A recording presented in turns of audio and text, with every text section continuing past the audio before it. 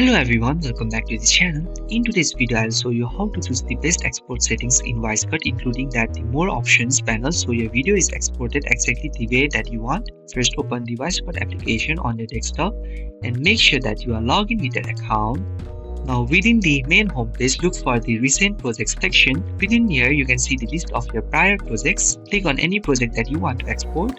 Now it will redirect you to the clips page where a scissor icon is given at the clips. Tap on it to open the WiseCut editor. Inside the editor, go to the right corner and click on the download or export icon.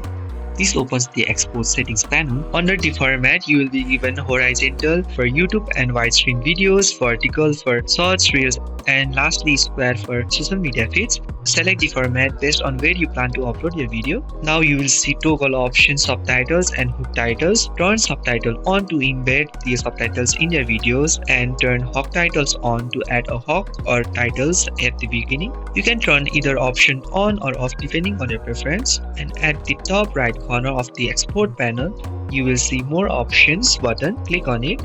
This opens an additional panel with the advanced settings. Inside more options, you will see several features with checkbox.